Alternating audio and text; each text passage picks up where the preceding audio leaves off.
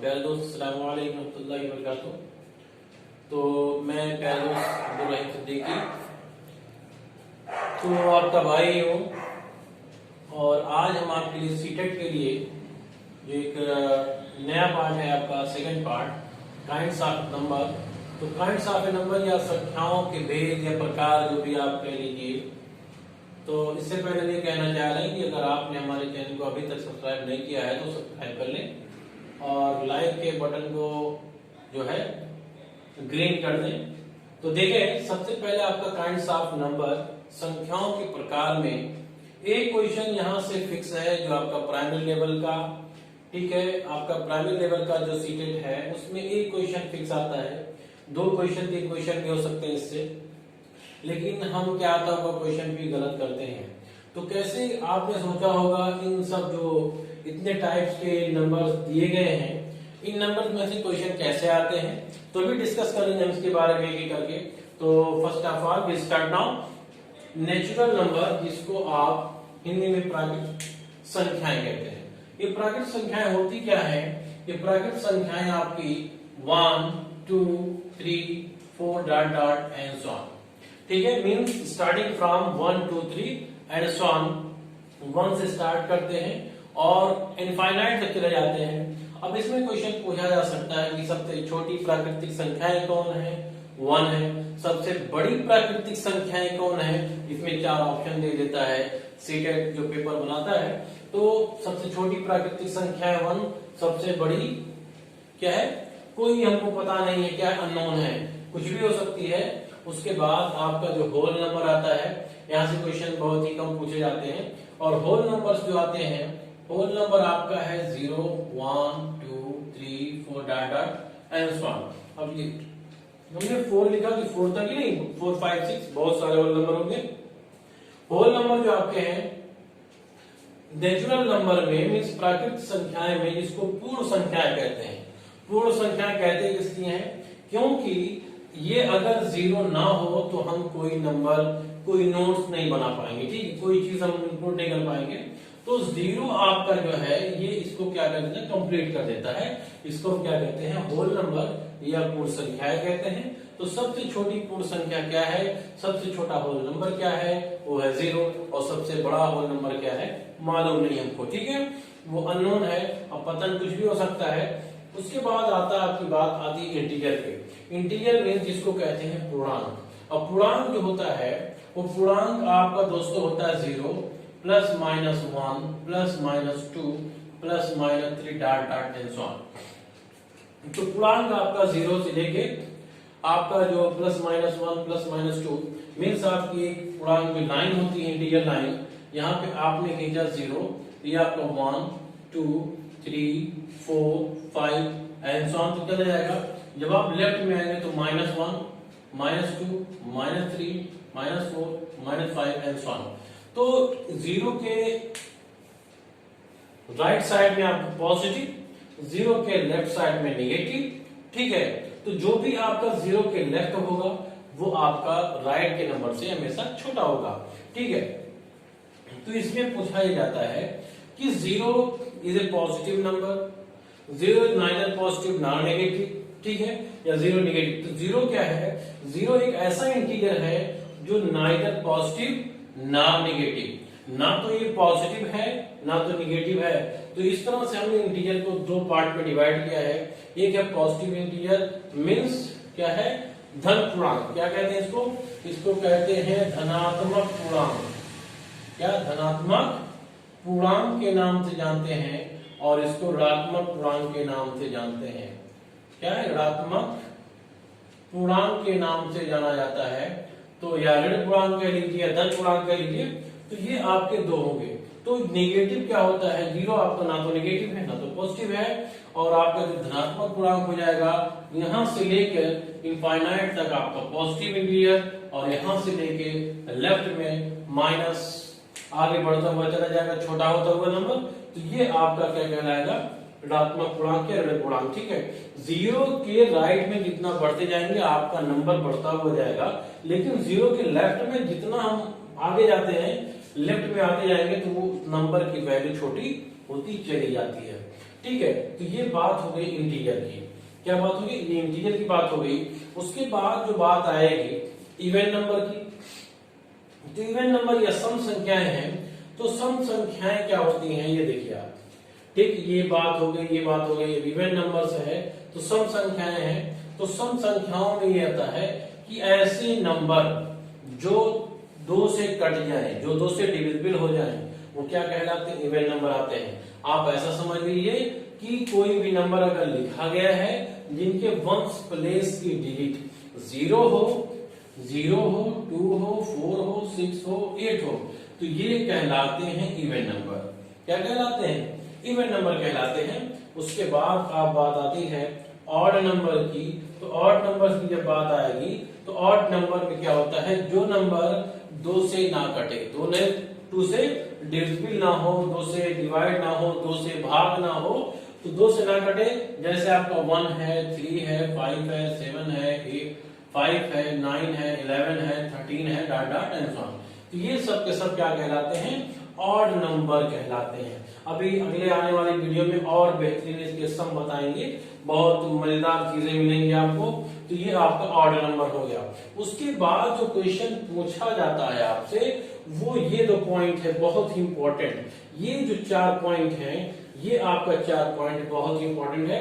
यहीं से क्वेश्चन आपके सीटेट पे पूछता है, और जब पूछता है तो देखते हैं इसके बारे में हम जानकारी लेंगे, कैसे ये सब पढ़ेंगे। ठीक है,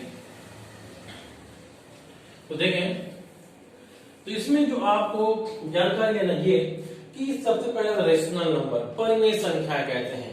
तो परिमेय संख्या या रेशनल नंबर होती क्या है कि the number is the right of the form p/q। क्या है? p/q। रेशनल नंबर को हम या परिमेय संख्या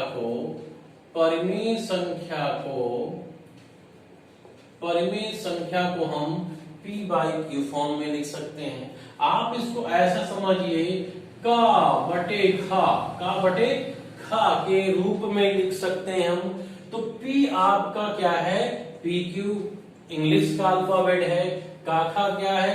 काखा जो भी मानते हैं आप, ये हिंदी के अल्फाबेट जो भी कहलाएंगे आपके। तो यहाँ पे pq जो हो जाएगा q नॉट इक्वल टू 0। यहाँ पे q नॉट इक्वल टू 0, यहाँ पे मान लीजिए खा नॉट इक्वल टू 0।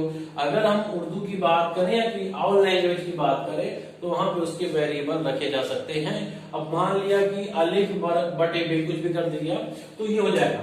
तो यहाँ पे का बटे खा नॉट, ये खा नॉट इक्वल टू 0 मीन्स आपका जो परिमेय संख्याएं होंगी वो परिमेय संख्याएं p/q फॉर्म में होंगी। q नॉट इक्वल टू 0 और pq आर इंटीजर, इंटीजर्स। अब देखिए इंटीजर को आप जो हिंदी वाले बच्चे हैं जो समझ नहीं पाते कि इंटीजर क्या है, उस इंटीजर को, पूर्णांक को ही इंग्लिश में इंटीजर कहा जाता है। ठीक है, तो इंटीजर कहा जाता है। तो इंटीजर क्या इंटीजर है? तो इंटीजर आपका होता क्या है? 0 + -1 + -2 + -3 dot dot and so on होता है। तो इंटीजर आपने देखा कि प्लस भी होता है, माइनस भी होता है। इसका मतलब जो आपका जो परिमेय संख्या होगी या जो रेशनल नंबर आपका होगा, वो रेशनल नंबर आपका कैसा होगा? पॉजिटिव भी होगा और निगेटिव भी होगा। कैसा होगा? पॉजिटिव भी होगा, निगेटिव भी होगा रेशनल नंबर। तो ये आपके रेशनल नंबर आते हैं। एक बात और देखिए, आसान तो बहुत है, लेकिन हम क्या कंपटीशन में कर पाते हैं? क्या सीटेट के एग्जाम में आएगा क्वेश्चन तो क्या हम कर लेंगे? तो बहुत छोटी छोटी जानकारी हमें नहीं रहती है और हम एग्जाम में आते हुए क्वेश्चन को गलत कर बैठते हैं कि हमको सब कुछ आता है। तो ऐसा नहीं कि सब कुछ आता है, बहुत सारी छोटी चीजें हम सबको नहीं आती हैं, लेकिन हम आपको बताएंगे छोटी से छोटी चीजें कि वो एग्जाम में आ सकती हैं और आ भी जाती हैं, और फिर उसके बाद सर पे हाथ रखने से कोई फायदा नहीं। फिर ठीक है, तो उस पर देखिए रेशनल नंबर, ये तो बात हो गई। आपका रेशनल नंबर पॉजिटिव भी होगा, नेगेटिव भी होगा। तो 2 टाइप के आपके रेशनल नंबर मिल गए। ठीक है, नेगेटिव और पॉजिटिव। इसके बाद इस रेशनल नंबर में एक चीज और इंटरेस्टिंग आती है कि क्या रेशनल नंबर स्टैंडर्ड फॉर्म में भी होता है? तो आपने स्टैंडर्ड फॉर्म पढ़ा होगा कि रेशनल नंबर स्टैंडर्ड फॉर्म, ठीक है, व्यापक रूप जिसको कहते हैं, हिंदी में कहेंगे व्यापक रूप, कहते हैं ना, हिंदी में कहेंगे व्यापक रूप। तो स्टैंडर्ड फॉर्म को व्यापक रूप, क्या व्यापक रूप में भी रेशनल नंबर को हम लिख सकते हैं या लिखते हैं? क्या व्यापक रूप का भी कोई रेशनल नंबर होता है? तो कैसे देखते हैं। अगर -7/8 लिखा है तो क्या ये स्टैंडर्ड फॉर्म है, व्यापक रूप है किसी रेशनल नंबर का? एस है, इसलिए है क्योंकि इसकी दो कंडीशन। नंबर एक कंडीशन ये होती है कि उनका डिनोमिनेटर या हर कह लीजिए, क्या कह लीजिए, हर। तो फ्रैक्शन का हर जो होता है वो पॉजिटिव होना चाहिए। कैसा होना चाहिए? पॉजिटिव। कैसा? धनात्मक होना चाहिए। और क्या होना चाहिए? दूसरी कंडीशन ये है व्यापक रूप की स्टैंडर्ड फॉर्म की रेशनल नंबर की कि जो उनके फ्रैक्शन हो, जो रेशनल नंबर हो वो सिंपलेस्ट फॉर्म में हो। क्या हो? सिंपलेस्ट फॉर्म में, सरलीकरण रूप में हो, सरल रूप में हो। ठीक है, तो इसको हम लिख सकते हैं सरल रूप। ठीक है, तो यह आपका सिंपलेस्ट फॉर्म, सिंपलेस्ट फॉर्म भी कहते हैं इसको, तो सिंपलेस्ट फॉर्म। ठीक, तो ये आपका देखिए 7 का 7 से कटेगा, 8 का 8 से 2 से कटेगा, लेकिन दोनों एक कॉमन नंबर नहीं आ रहा। मींस दोनों का जीसीडी या ग्रेटेस्ट कॉमन डिवाइजर या एचसीएफ या आप मासापा के लिए महत्तम समापवर्तक, क्या अंश और हर का महत्तम समापवर्तक एक आएगा, तब वो कहलाएगा कि वो सिंपलेस्ट फॉर्म में है। तो किसी भी रेशनल नंबर का जो परिमेय संख्याएं हैं उनका व्यापक रूप या स्टैंडर्ड फॉर्म वही होगा जब ये होगा। ठीक है, -7/8 हो या एग्जांपल हम दे रहे हैं आपको। ठीक है, तो मान लिया -7/-49 है, तो क्या ये व्यापक रूप है? नहीं है, क्योंकि 49 7 से कट जाएगा, 7 1 जा 7, 7 से 41, 1/-7। अभी भी डिनोमिनेटर आपका माइनस है, तो माइनस को जब ऊपर ले जाएंगे और न्यूमरेटर को मींस हर को आप पॉजिटिव बनाएंगे, प्लस बनाएंगे, धन बनाएंगे, तब आपका ये व्यापक रूप हो गया। तो ये कहलाएगा रेशनल नंबर या परिमेय संख्याओं का व्यापक रूप या स्टैंडर्ड फॉर्म। ठीक है, तो बात समझ में आ गई होगी। अभी भी रेशनल नंबर की और सारी चीजें हैं। रेशनल नंबर में ये चीज होती है कि किसी फ्रैक्शन को ये बताएंगे रेशनल नंबर को कि क्या वो रिमाइंडर 0 दे रहा है, क्या रिमाइंडर 0 दे। तो बड़ी इजी फॉर्म में देखें आप कि अगर मान लिया p/q फॉर्म में लिखा गया है, जैसे 5/8 लिख दिया हमने और 7/11 लिख दिया, 3 लिख दिया, या 9/25 लिख दिया। तो अब हम ये देखेंगे कि क्या 5 को 8 से डिवाइड करेंगे रिमाइंडर 0 आएगा, 7 को 3 से डिवाइड क्या रिमाइंडर 0 आएगा, 9 को 25 से डिवाइड का रिमाइंडर 0 आएगा। अगर ये जैसे 8 है तो आपने पढ़ा होगा 8 को फैक्टराइज, 2 4 द 8, 2 2 द 4, 2 1 द 2 बढ़ गया। इसको लिख सकते हैं 5/2⁵। इसको आप यही लिख सकते हैं, और ये 9/5/2, 25 को ऐसे काट दीजिए, 5 5 और 5 1, जैसे एलसीएम निकालते हैं, सीएम निकालते हैं, फैक्टराइज कर दीजिए आप, गुणनखंड निकाल दीजिए। ठीक है, देखिए अगर डिनोमिनेटर में या हर में ऐसे आपको मिल गई 2 की पावर या 5 की पावर, या दोनों ऐसे मिल गई, मान लिया 2 की पावर 3 या 5 पावर 1 दिया है, तब आपका जो रेशनल नंबर होगा, ये रेशनल नंबर का रिमाइंडर 0 आएगा। इसका, इसका और इसका सबका रिमाइंडर 0 आएगा। अगर डिनोमिनेटर में 2 की पावर 3 मिल गई या 2 की पावर जो भी है, लेकिन बेस आपका जो है वो 2 है, 5 है या 2 5 दोनों साथ में है, तब आपका रिमाइंडर 0 आएगा, अदरवाइज रिमाइंडर 0 नहीं आएगा।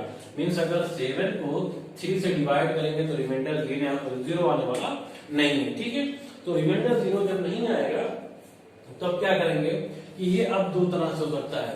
रिमाइंडर मतलब टर्मिनेटिंग, नॉन टर्मिनेटिंग। टर्मिनेटिंग उसको कहते हैं जो पूरा पूरा क्या हो जाए, भाग हो जाए, मींस रिमाइंडर आपका 0 आ जाए, शेष पर 0 आ जाए। ठीक है, और नॉन टर्मिनेटिंग होगा जिसका रिमाइंडर या शेष पर 0 ना आए। तो यहां पर आता है। ठीक है, तो रेशनल नंबर में अब और सारी चीजें हैं कि अगर इस फॉर्म में क्वेश्चन पूछता है आपसे कि अगर आपका रेशनल नंबर दिया 0.1573 ... दे दिया गया और इसके ऊपर ऐसे दे दिया गया आपका डॉट डॉट, ये इसका मतलब आपका रिपीटेशन हो रहा है, ठीक है। क्या है 1 5 7 3 फिर दे दिया डॉट डॉट दे दिया, और अगर दे दिया 1.20 10 500 800 1 डॉट डॉट, तो अब इसमें यह देखना है कि कौन सा रेशनल नंबर है कौन सा नहीं है। अगर इस फॉर्म में आपको दिया है, ये रिपीट देखो group of A digit repeat कर रही है 153 1573, फिर आपका 1573 आ रहा है यहाँ पे, तो इसका मतलब ये रिपीटिंग डेसिमल है। क्या है रिपीटिंग डेसिमल, इसको कहते हैं रिपीटिंग डेसिमल।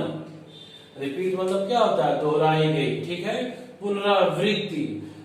क्या है पुनरावृत्ति, किसकी पुनरावृत्ति, नंबर की, डेसिमल नंबर की पुनरावृत्ति हो रही है। 1573 1573 4 डिजिट का ग्रुप है, समूह है, ये रिपीट हो रहे हैं, तो ये कहलाएंगे क्या है रेशनल नंबर। अगर इस टाइप से आ रहा है तो देख के बता देंगे आप रेशनल नंबर है। लेकिन अगर ऐसा आ गया यहाँ पे कोई समूह या ग्रुप या कोई डिजिट रिपीट हो रही है, नहीं ना, कोई भी पुनरावृत्ति नहीं है, सब अलग अलग आ रहे हैं, तो ऐसे फॉर्म को कहेंगे कि इरेशनल नंबर हो जाएगा।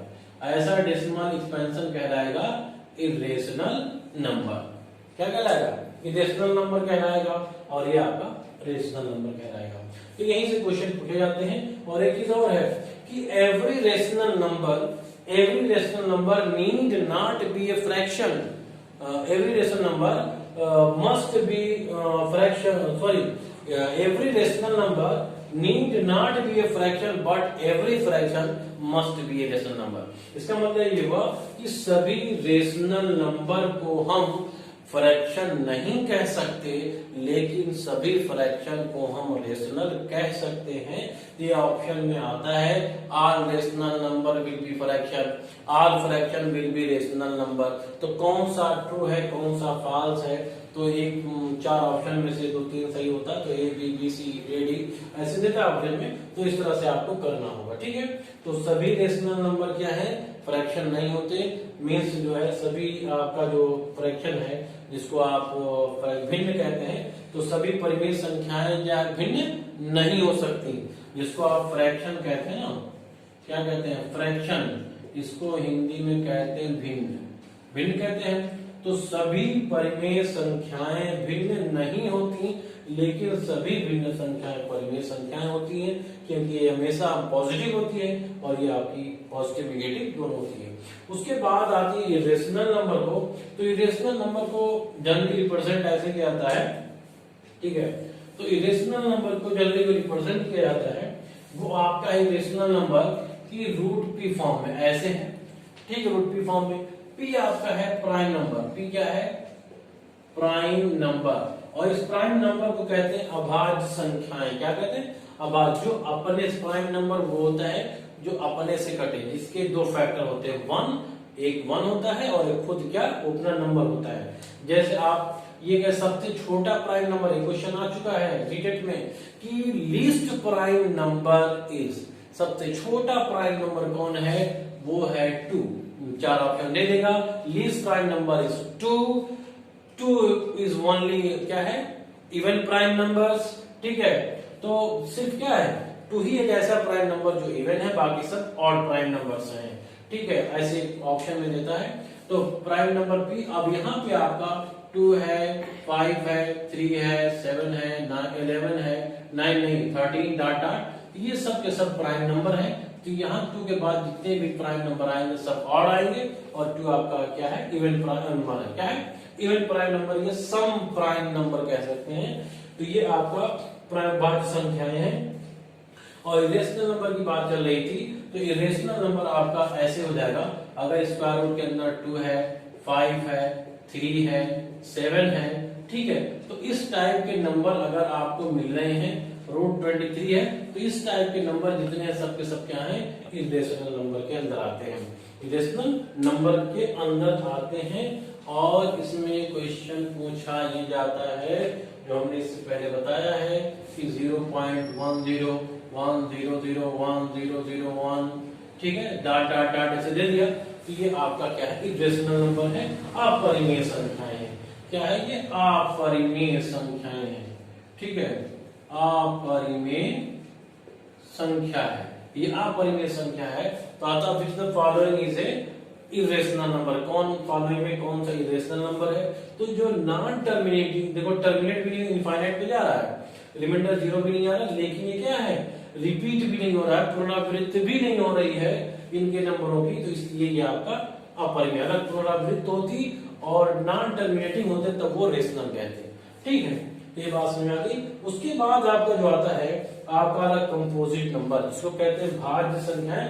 तो कंपोजिट नंबर में दो नंबर विच है मोर देन 2 फैक्टर, ऐसे नंबर, ऐसी संख्याएं जिनमें 2 से ज्यादा फैक्टर होते हैं।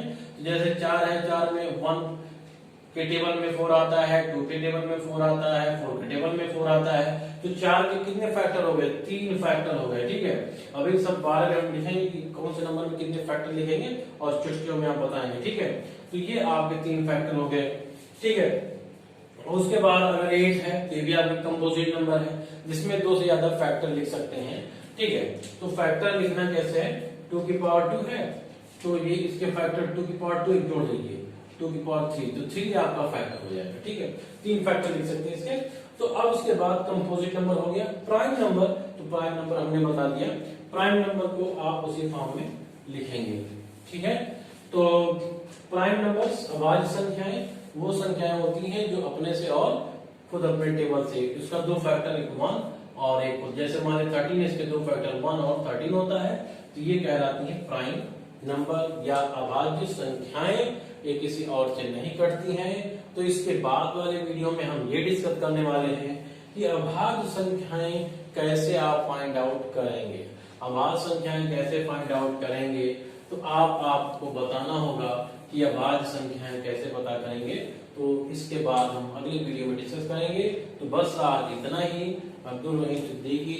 अगर बेटा आज दोस्त, अगर आपने भी अभी तक भी हमारे चैनल को सब्सक्राइब नहीं किया है, पूरे वीडियो को देखा आपने और वीडियो अच्छी लगी हो तो आप इसको लाइक और शेयर कर दें और सब्सक्राइब कर दें हमारे चैनल को, ताकि आने वाली वीडियो आपको फौरन मिल जाए और आप अच्छी तैयारी से एडिट कर सकें। क्योंकि ये मान के चलिए कि सेफ्टी रिजल्ट होने वाला है नहीं, इससे पहले वीडियो में कहा था 2 महीने के अंदर हो जाएगा, लेकिन ऐसी कोई उम्मीद नहीं लगती है, क्योंकि सीटेट अब नवंबर दिसंबर, क्योंकि नोटिफिकेशन जो आने हैं वो 1 महीने पहले नोटिफिकेशन आता है, फिर 15-20 दिन डेट लगेगी, तो 1-2 महीना मान के चलिए, फिर दिसंबर में ही आपका सीटेट एग्जाम पॉसिबल हो सकता है। ठीक है, तो बस आज इतना ही। अस्सलाम वालेकुम।